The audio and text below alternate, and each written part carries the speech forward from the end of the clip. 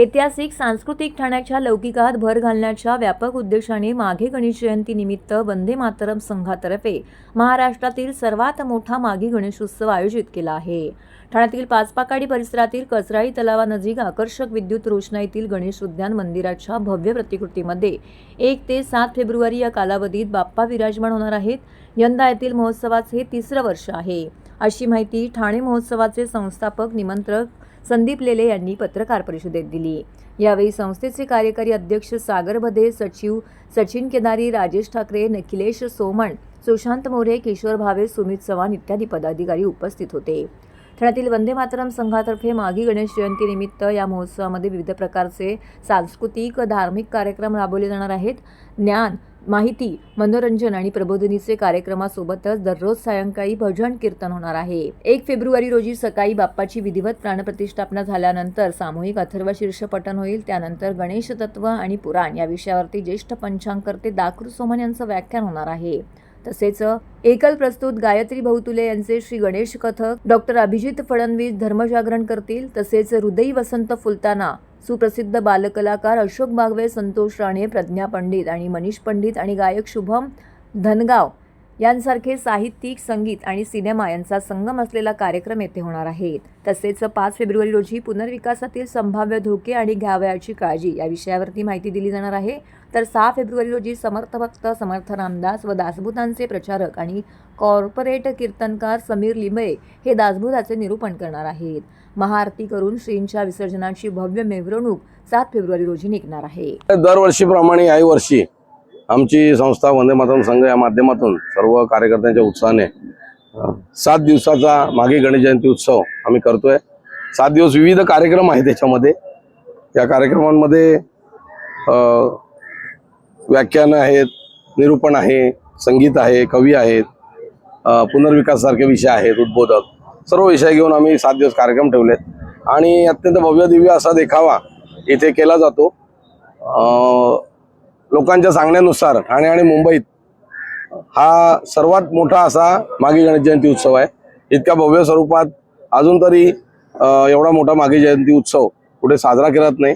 अत्यंत रेखीव, नीटनेटका, आकर्षक सजावट, अप्रतिम कार्यक्रम आणि कार्यकर्त्यांचं संस्था आणि शिस्तबद्ध पद्धतीने आणि कोणालाही वाहतुकीचा किंवा नागरिकांना आवाजाचा कशाचा त्रास न होता हा उत्सव अत्यंत शिस्तबद्ध पार पाडला जातो। त्यामुळे लोक देखील यावर खुश असतात। नागरिक मोठ्या संख्येने येतात। 1 फेब्रुवारीपासून 7 फेब्रुवारीपर्यंत हा उत्सव यावेळी साजरा होणार आहे आणि यावेळेला आम्ही दरवर्षी वेगळी सजावट आणि वेगळी एक संकल्पना राबवतो। आम्ही गेल्या वेळी प्राचीन मंदिर होतं, कोकणातलं अप्रतिम मंदिर होतं, हे बघत असाल तुम्ही। गेल्या वेळी असं मंदिर केलेलं होतं, हे खाली दाखवलंय। त्याच्या आधी आपण एक इंटिरियर केलं होतं प्राचीन मंदिराचं काळ्या दगडामध्ये। या वर्षी आपण ही संकल्पना राबवली, आपल्या पाठी दिसतेय। उद्याला ही पूर्ण तयार होईल। आपण गणेश उद्यान मंदिर अशी संकल्पना दिली आहे। उद्यानातलं एक गणेश मंदिर साकारण्याचा आपण प्रयत्न केलाय। आमचे डेकोरेटर आहेत मंदार गोळे म्हणून, ते खूप मेहनत घेतात त्याच्यामध्ये, नवोदित आहेत ते पण, त्यांनाही चांगला मौका मिळून ते देखील पुढे येत आहेत या माध्यमातून। आणि आता लोकांना आनंद मिळेल ह्याच्यात एक होरायझन हॉस्पिटल तर्फे आम्ही आरोग्य शिबिर पण रोजचं इथे चालवतो। रोज भजनं असतात संध्याकाळी, स्थानिक भजनी मंडळांना त्यात वाव दिला जातो आणि रोज विविध कार्यक्रम मी मगाशी सांगितलं तसं गणेश पुराण असेल, दाकृ सोमण आहेत, कथ्थक नृत्य आहेत, गायत्री बहुतुले, धर्मरक्षती रक्षता जे CAFS आहेत, अभिजित फडणवीस अर्थतज्ञ, ते आता धार्मिक विषयावर त्यांनी वाहून घेतलेलं आहे। साहित्य संगीतात अशोक बागवे आणि या सगळ्यांचं हृदयी वसंत फुलताना आहे। पुनर्विकासावर देखील लोकांना धोका होतो, अडचणी होतात, त्यावर देखील आम्ही विमल जैन यांचं मार्गदर्शन ठेवलंय आणि दासबोधावर देखील आम्ही समीर लिंबळे यांचं निरूपण ठेवलंय।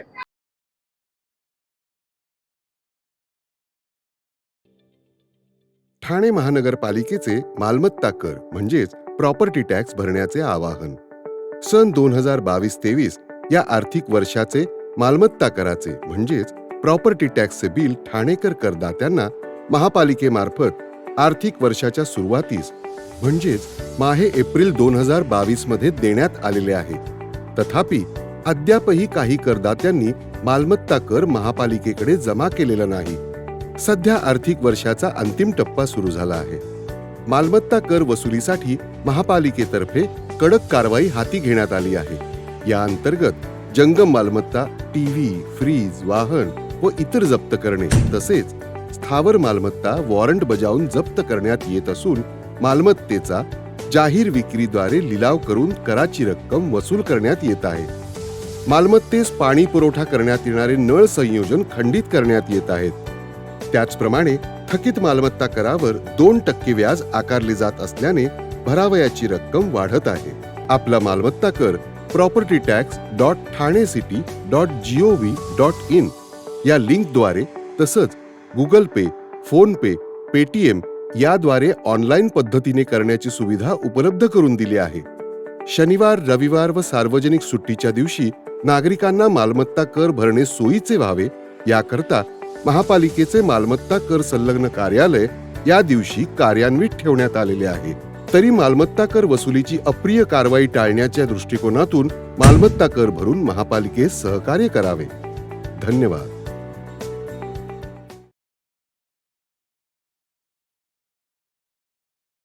हे शासन कल्याणकारी राज्य घडवण्यासाठी काम करत असून प्रत्येक घटकाला न्याय देण्याचं काम करत आहे. यापुढेही करतच राहील. याच प्रकारे जिल्ह्यातील विकास कामंही गतीने पूर्ण करून सर्वसामान्यांचे प्रश्न प्राधान्याने मार्गी लावावेत असे निर्देश उपमुख्यमंत्री तथा ठाणे जिल्ह्याचे पालकमंत्री एकनाथ शिंदे यांनी बैठकीदरम्यान दिले आहेत. उपमुख्यमंत्री नगरविकास, गृहनिर्माण व सार्वजनिक बांधकाम तथा ठाणे जिल्ह्याचे पालकमंत्री एकनाथ शिंदे यांच्या अध्यक्षतेखाली ठाणे जिल्हा नियोजन समितीची बैठक नियोजन भवन जिल्हाधिकारी कार्यालय ठाणे येथे संपन्न झाली. त्यावेळी ते बोलत होते. यावेळी खासदार सुरेश म्हात्रे, परिवहन मंत्री प्रताप सरनाईक, आमदार रवींद्र चव्हाण, संजय केळकर, दौलत दरोडा, विश्वनाथ भोईर, किसन कथोरे, कुमार आयलानी यांसह अनेक राजकीय नेते, प्रशासकीय अधिकारी उपस्थित होते. यावेळी उपमुख्यमंत्री एकनाथ शिंदे म्हणाले की आर्थिक वर्ष 2025-26 साठी प्रस्तावित नियोजन 1050.10 कोटींचं आहे. तरी आपली मागणी 1300 कोटींची आहे. येत्या राज्यस्तरीय बैठकीमध्ये हा निधी मिळवण्यासाठी पूर्ण प्रयत्न करू. या शासनाने थांबलेले प्रकल्प सुरू केलेत, त्यातील काही पूर्णत्वास नेले, काही कामे प्रगतीपथावरती आहेत. याशिवाय नवे प्रकल्पही हाती घेतले आहेत. शासनाने लोकाभिमुख आणि कल्याणकारी योजनांची सांगड घातली आहे. कल्याणकारी राज्य घडवण्यासाठी सर्वजण काम करत आहेत. हे शासन प्रत्येक घटकाला न्याय देण्याचं काम करत आहे. यापुढेही करीतच राहणार. राज्यातील तब्बल 2,40,00,000 लाडक्या बहिणींना लाभ दिला आहे. त्यामध्ये ठाण्यातील 20,24,000 भगिनींनी लाभ मिळवला आहे. सर्वसामान्यांचं सरकार म्हणून प्रत्येक घटकांचे जीवनमान उंचवण्याचा प्रयत्न करत आहोत. त्याला पंतप्रधान नरेंद्र मोदी यांचाही खंबीर पाठिंबा मिळाला आहे. केंद्र शासनाच्या सहकार्यामुळेच ऊस उत्पादक शेतकऱ्यांचे 10 कोटी माफ केले. सोयाबीन, कापूस पिकाबाबतही सकारात्मक निर्णय घेतला गेला. आजपर्यंत जनतेने विकासाला साथ दिली आहे. यापुढेही जनता अशीच साथ देईल असा विश्वास त्यांनी व्यक्त केला आहे. आम्ही एक टीम म्हणून काम करतोय. सर्वसामान्य व्यक्ती या शासनाच्या केंद्रस्थानी आहे. ठाणे जिल्ह्याचा सर्वांगीण विकास करण्याची तुम्ही आम्हा सर्वांची सामूहिक जबाबदारी आहे. आता अर्थसंकल्पाच्या अगोदर ही महत्त्वाची जिल्हा नियोजन बैठक झाली. आज सर्व लोकप्रतिनिधींनी यामध्ये सहभाग घेतला आणि अनेक विषयांवर यामध्ये चर्चाही झाली. यावेळचं जे इतिवृत्त जे होतं त्याला मान्यता, त्या अनुपालन अहवाला मान्यता, त्याचबरोबर 24-25च्या खर्चाचा आढावा झाला, 25-26च्या प्रारूप आराखड्याला मान्यता दिली आणि त्याचबरोबर पाणी आणि शाळा आणि कचऱ्याचं विल्हेवाट या संदर्भात देखील चर्चा यामध्ये झाली. हॉस्पिटलच्या आरोग्य विभागाच्या संदर्भात देखील चर्चा झाली आणि यामध्ये आता स्मार्ट PHC तयार करणं, माझी शाळा आदर्श शाळा करणं, शाळेचा पटसंख्या जी आहे वाढवणं आणि जे आपले PSC आहेत त्यांची जी दर्जा उन्नत करणं, दर्जोन्नती करणं, जेणेकरून तिथंच लोकांना सुविधा मिळतील स्मार्ट PHCच्या माध्यमातून. तसं सांगली, सातारा जिल्ह्यामध्ये देखील त्या जिल्हाधिकारी आणि COने हे काम केलं आणि म्हणून जिल्हाधिकारी आणि CO आणि त्यांचे संबंधित विभागातले अधिकारी यांना एक कलेक्टिव्ह एक टीम बनवून याच्यावर काम करण्याच्या सूचना दिलेल्या आहेत. त्याचबरोबर कचऱ्याची विल्हेवाट योग्य प्रकारे लागली पाहिजे. आता काय डम्पिंग होत नाही, त्याच्यावर कचऱ्यावर प्रक्रिया होते आणि त्यामुळे किंबहुना महापालिकेच्या हद्दीच्या बाहेरचा जो कचरा पडलेला असतो तो डेब्रीज असतो हे देखील एका विशिष्ट हेडमधून त्याला नवीन हेड तयार करून त्याची विल्हेवाट लावणं अशा देखील सूचना जिल्हाधिकाऱ्यांना दिलेल्या आहेत. सिव्हिल हॉस्पिटल असेल, ग्रामीण रुग्णालय कल्याणमध्ये असेल, किंबहुना शहापूरच्या पाणी पुरवठ्याचा विषय असेल, इतर ज्या महापालिका आहेत सर्व MMR मध्ये आता MMR वाढतंय आणि त्यामुळे संपूर्ण महापालिका क्षेत्र, नगरपालिका क्षेत्र आणि ग्रामीण क्षेत्र हे आता 1 कोटीपेक्षा जास्ती ठाणे जिल्ह्याच्या पॉप्युलेशन झालंय. त्यामुळे याच्या वाढीव गरजा लक्षात घेऊन पिण्याच्या पाण्याचं देखील जे काही आरक्षण आहे त्या संदर्भात देखील चर्चा झाली. पाणी वाढवून जेवढा कोटा मंजूर आहे तेवढा कोटा मिळाला पाहिजे यावर देखील चर्चा झालेली आहे. आणि म्हणून एकंदरीत सर्व विषय रस्त्याच्या क्वालिटीवर चर्चा झाली, रस्त्याच्या दर्जोन्नतीवर चर्चा झाली आणि बाकी जे काही वाहतूक कोंडी आहे, कनेक्टिव्हिटी आपण करतोय, बायपास करतोय या बाबतीत देखील चर्चा झाली. मेट्रोची कामं सुरू आहेत. या सर्व ही कामं जी आहेत योग्य वेळेत झाली पाहिजे. ठाणे महानगरपालिकेने अर्थसंकल्पात विविध विभागांना ठरवून दिलेल्या उद्दिष्टातून एकूण 2062 कोटींचा कर मिळणे अपेक्षित असून त्यापैकी 1138 कोटी रुपयांचा कर पालिकेच्या तिजोरीत आत्तापर्यंत जमा झालेला आहे. करवसुलीची टक्केवारी 55% इतकी असल्याचं दिसून येत आहे. त्यामुळे पुढील 2 महिन्यात उर्वरित 924 कोटी रुपयांची कराची वसुली करण्याचं आवाहन पालिका प्रशासनापुढे आहे. ठाणे महानगरपालिका प्रशासनाने यंदाच्या अर्थसंकल्पामध्ये विविध विभागांना करवसुलीचे उद्दिष्ट ठरवून दिलं आहे.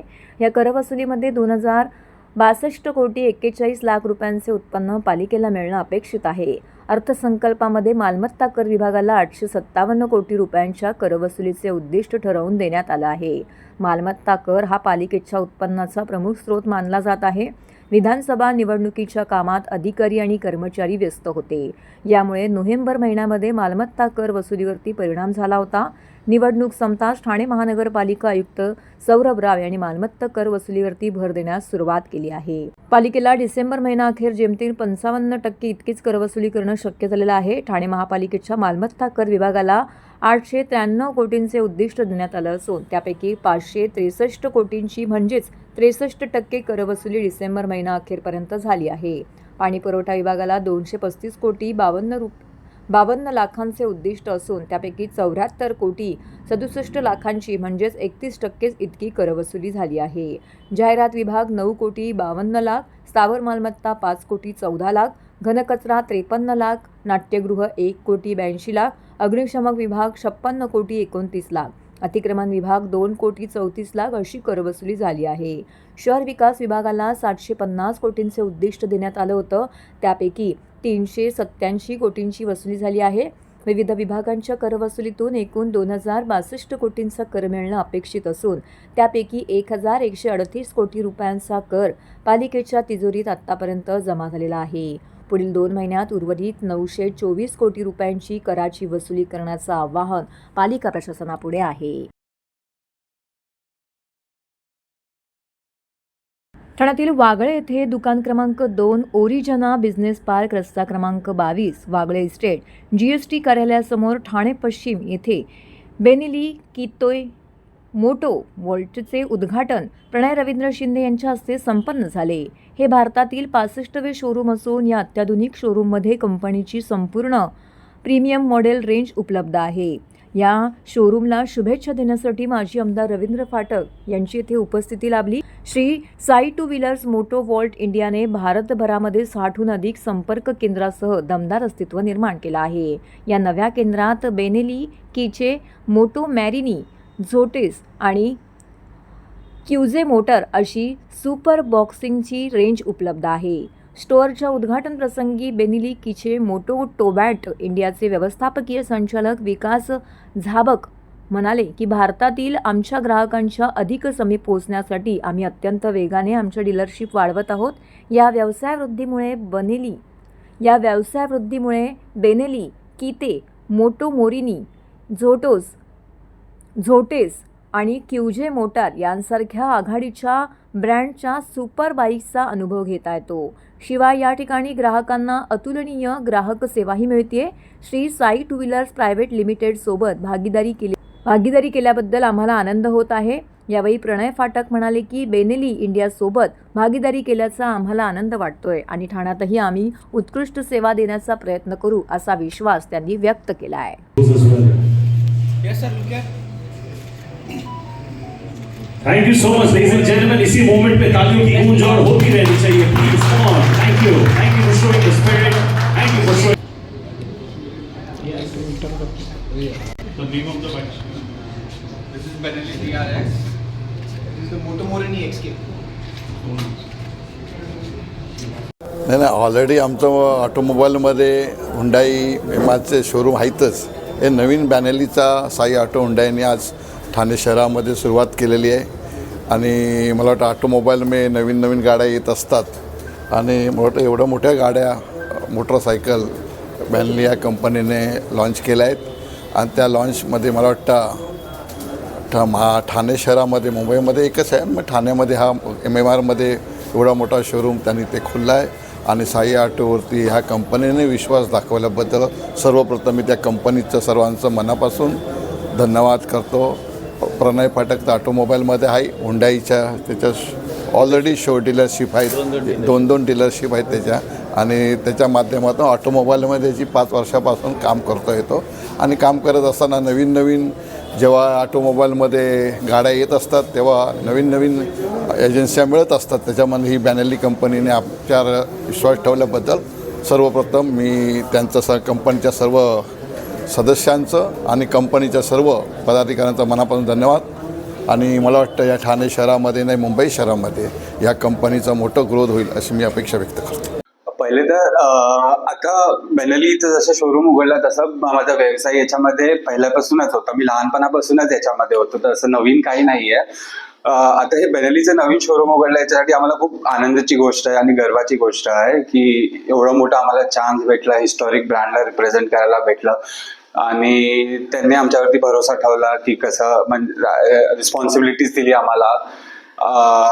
तर ते एक झालं आणि तरुणांसाठी ही Benelli is a very prestigious brand. तरुणांसाठी म्हणजे आता देर इज डुकाटी मोठी ब्रँड आहे. Benelli is one of the Italian brands. Keeway हंगेरियन आहे. मग असे आणि सर बोलले अजून 2 ब्रँड्स आहेत. मोटोमोरिनी आहे, त्याच्यानंतर बेंडा आहे आणि झोंटास आहे सॉरी माय असे ब्रँड्स आहेत. तर ते आम्हाला एवढा आनंदाची गोष्ट आहे की एकच नाही, आम्ही ना वेगळे मल्टिपल ब्रँड्स विकू शकतो.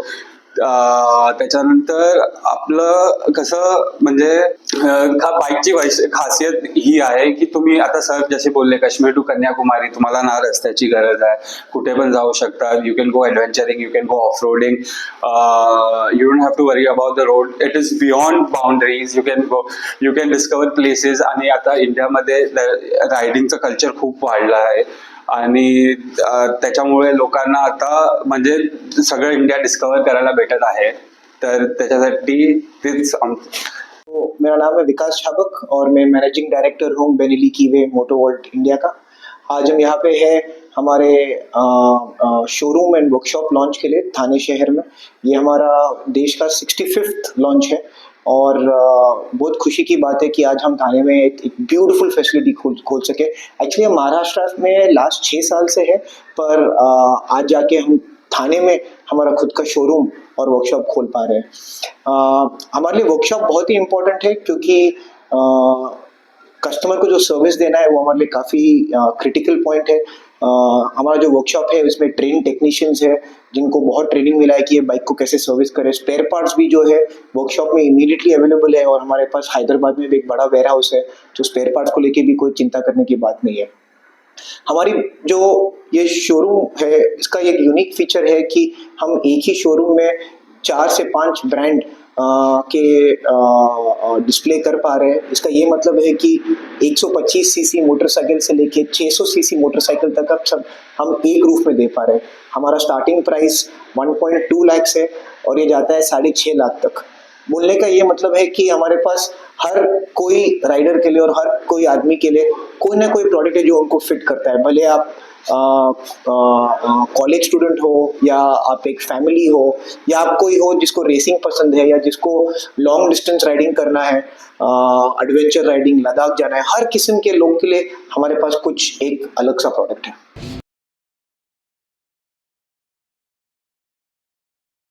एकाच छताखाली अनेक घरांचे पर्याय उपलब्ध करून देणाऱ्या MCHI क्रेडाई आयोजित प्रॉपर्टी प्रदर्शन 7 ते 10 फेब्रुवारी दरम्यान होणार असल्याचं क्रेडाई MCHI ठाणेचे अध्यक्ष जितेंद्र मेहता यांनी पत्रकार परिषदेअंतर्गत सांगितले. हायलँड गार्डन मैदानामध्ये हे प्रदर्शन होणार असून यंदाचे या प्रदर्शनाचं 22वे वर्ष असून लाडक्या बहिणींसाठी विशेष सवलत या प्रदर्शनाअंतर्गत देण्यात आलेली आहे. तर हे या प्रदर्शनाचं विशेष वैशिष्ट्य आहे. या योजनेनुसार 20% रक्कम भरून घराची नोंदणी करणाऱ्या बहिणींना विशेष सवलत देण्यात येणार आहे. या प्रदर्शनामध्ये सुमारे 80 पेक्षा जास्त नामांकित बांधकाम व्यावसायिकांचा 100हून अधिक रिअल इस्टेट प्रकल्पांचे पर्याय उपलब्ध असतील. याशिवाय 15हून अधिक वित्त संस्था यामध्ये सहभागी होणार आहेत. गृहनिर्माण संस्थांसाठी सर्वोत्कृष्ट संस्था ही स्पर्धा असेल. लोकप्रतिनिधी आणि उच्चपदस्थ अधिकाऱ्यांशी प्रदर्शनाला भेट देणाऱ्यांना संवाद साधण्याची संधी मिळणार आहे. या प्रदर्शनाला भेट देणाऱ्यांसाठी ठाणे पूर्व भागातील आनंद सिनेमा येथून मोफत बस सेवा असणार असून संस्थेच्या संकेतस्थळावरती नोंदणी करणाऱ्या ग्राहकांना रांगेविना थेट प्रवेश देणार असल्याचं MCHI ठाणे क्रेडाईचे अध्यक्ष जितेंद्र मेहता यांनी पत्रकार परिषदेअंतर्गत सांगितले. यावेळी MCHIचे सर्व पदाधिकारी येथे उपस्थित होते. क्रेडाई MCHI ठाणे युनिटतर्फे 22वा हाऊसिंग एक्सपो 7 फेब्रुवारी 2025 पासून 10 फेब्रुवारी 2025 पर्यंत डोकाली ग्राउंड आयलँड ग्राउंड डोकालीमध्ये ठेवायला आलेला आहे.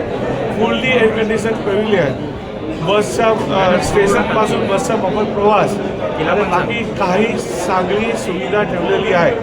आम्ही सगळ्याला आवाहन करतो आहे की हे बहुत मोठा इव्हेंट आहे, तो सगळ्यांनी याच्यामध्ये व्हिजिट घ्यावी आणि आपला जो ड्रीम होम आहे त्याला सपना साकार करायचा एक चांगला उपक्रम आहे. मध्ये आम्ही असा ठेवलेला आहे की 4 दिवसमध्ये कोणी जैसे सरकारने लेडीजच्या नावामध्ये रजिस्ट्रेशन केला तो 1% स्टेट ड्युटीमध्ये सवलत देत आहे. असा 4 दिवसमध्ये कोणी लेडीजच्या नावाने रजिस्टर केला आणि 20%चा पेमेंट केला तिथे तो त्यासाठी स्पेशल विशेषतः मोठा डिस्काउंट आम्ही ठेवलेला आहे. तो आम्ही एनकरेज करतो आहे की सगळ्यांनी वुमन एम्पॉवरमेंटसाठी वुमनच्या नावाने म्हणजे आपले मदर या तो सिस्टर या भाभी उनके नाम से फ्लैट लेना चाहिए. उद्घाटन नेहमीप्रमाणे माननीय एकनाथ शिंदे साहेब जो deputy CM urban development minister आणि पालकमंत्री शिंदे साहेब येणार आहे उद्घाटनासाठी. आणि आम्ही सगळे आपले माननीय म्युन्सिपल कमिशनर, माननीय कलेक्टर साहेब आणि माननीय पोलीस कमिशनर साहेब त्याला इन्व्हाइट केलेलं आहे. ते नेहमीप्रमाणे हजर राहतील. आणि हे टाईम आपला सौभाग्याने दुसरे कॅबिनेट मिनिस्टर ट्रान्सपोर्ट मिनिस्टर माननीय पद्मनाथ सरनाईक साहेब त्याला पण आम्ही आमंत्रण दिलेलं आहे, ते पण हजर राहणार.